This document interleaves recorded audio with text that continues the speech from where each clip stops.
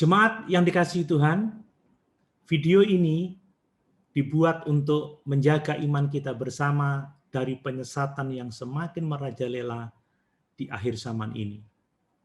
Saya menerima sebuah video lagu yang berjudul Alkitab telah menjadi penghalang untuk manusia menerima pekerjaan baru Tuhan. Alkitab jadi penghalang orang menerima karya baru Tuhan, membuat Tuhan susah menyebarkan karya barunya. Dari membaca judulnya saja, saya sudah bisa mengerti bahwa lagu ini diciptakan oleh orang-orang yang tidak percaya bahwa Alkitab adalah firman Allah. Mereka menolak Alkitab sebagai satu-satunya otoritas tertinggi bagi iman dan kehidupan Kristen. Mereka adalah orang-orang yang memberitakan Injil yang lain, yang sudah pasti berbeda dengan Injil yang dinyatakan dalam Alkitab. Setelah saya telusuri, lagu ini diposting di channel YouTube Gereja Tuhan Yang Maha Kuasa dengan 146.000 subscriber dan telah ditonton sebanyak 16.000 kali, yaitu pada saat saya melihatnya setelah 1 minggu diposting. Ada komentar yang menolak pesan dari lagu ini, tetapi juga ada yang mendukungnya. Saya melihat lagu ini, terlebih lagi gerakan Gereja Tuhan Yang Maha Kuasa, akan sangat berbahaya bagi orang-orang Kristen yang lemah imannya. Atas alasan itu, saya membuat video ini untuk membentengi iman kita bersama dari penyesatan yang akan menjauhkan kita dari Tuhan Yesus Kristus sebagaimana diajarkan dalam Alkitab. Bukan berarti saya mengatakan bahwa iman kita lemah, tetapi kita harus belajar mengerti apa yang sebenarnya sedang terjadi sehingga kita dapat menolong orang-orang Kristen lain yang lemah imannya.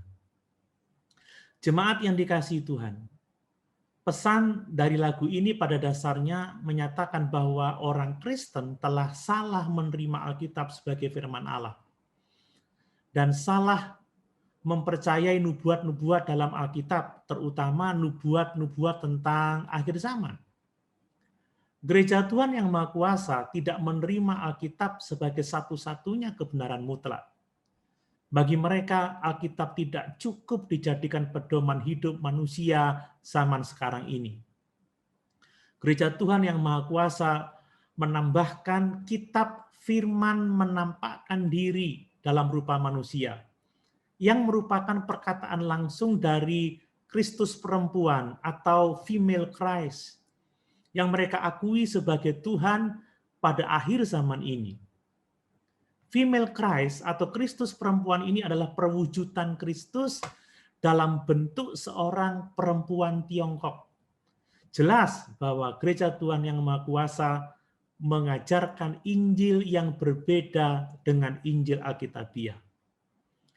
Kita hanya mengenal bahwa Yesuslah jalan kebenaran dan kehidupan. Tidak ada Kristus yang lain, apalagi yang disebut dengan female Christ atau Kristus perempuan.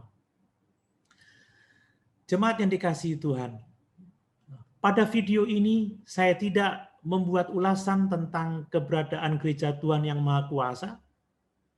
Saya tidak akan mengemukakan latar belakang, kemudian ajarannya, dan bagaimana sepak terjangnya. Tetapi pada kesempatan ini saya hanya akan menanggapi beberapa hal yang saya simpulkan dari syair atau pesan lagu yang berjudul Alkitab menjadi penghalang untuk manusia menerima pekerjaan baru Tuhan yang benar-benar bertentangan dengan iman kekristenan kita. Nah, ada beberapa hal yang saya mau tanggapi. Pertama adalah syair lagu atau pesan lagu yang menyatakan bahwa orang Kristen itu memuja Alkitab. Mereka makin semangat memuja Alkitab dan Yang kedua, pesan lagu yang mengatakan bahwa kepercayaan terhadap Alkitab membuat kita tidak mencari karya Roh Kudus. buat mereka tak cari karya Roh Kudus. Kemudian yang ketiga, bahwa kita salah jika kita berpikir hanya Alkitab yang mendatangkan karya Roh Kudus dan langkah Tuhan dan menyimpan rahasia karya Tuhan dan dapat menjelaskan Tuhan dan karyanya. Orang pikir hanya Alkitab yang datangkan karya Roh Kudus dan langkah Tuhan dan menyimpan rahasia karya Tuhan dan dapat jelaskan Tuhan dan karyanya. Yang keempat,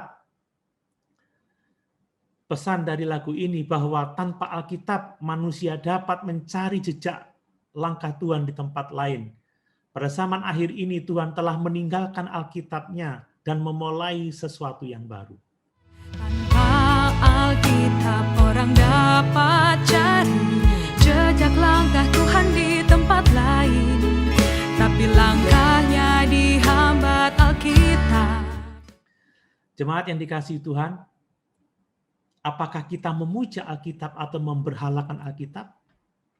Tentu saja tidak. Kita percaya, kita mengasihi dan memuja Tuhan, Bapa, Putra, dan Roh Kudus, Allah yang Esa dalam 3 pribadi, yang telah menyelamatkan kita dari dosa melalui karya Kristus Yesus di salib. Dan karena Alkitab adalah firman Allah yang Maha Kuasa itu, firman Allah yang mengasihi kita itu, maka kita mencintai Alkitab yang adalah firman Allah. Kita membacanya, merenungkan, dan melakukannya. Orang Kristen sejati menerima Alkitab sebagai firman Allah. Allah berbicara kepada manusia sekarang ini melalui Alkitab. Rasul Paulus menulis dalam 2 Timotius 3 ayat yang ke-16 bahwa segala tulisan yang diilhamkan Allah memang bermanfaat untuk mengajar, menyatakan kesalahan, untuk memperbaiki kelakuan, dan untuk mendidik orang dalam kebenaran. Jemaat yang dikasihi Tuhan, apakah kepercayaan terhadap Alkitab membuat kita tidak mencari karya Roh Kudus? Tentu saja tidak. Justru Alkitab menyatakan pekerjaan Roh Kudus dalam kehidupan orang percaya. Kalau kita membaca Alkitab, kita akan tahu bahwa Roh Kudus menginsafkan manusia dari dosa, kebenaran, dan penghakiman. Roh Kudus yang menobatkan manusia. Roh Kudus yang mempersatukan kita dengan Kristus. Roh Kudus yang mempermuliakan Kristus. Roh Kudus yang menguduskan kita. Roh Kudus yang memperlengkapi kita agar kita menghasilkan buah roh, yaitu karakter Kristus sendiri. Dan supaya kita dapat melayani seperti Kristus melayani.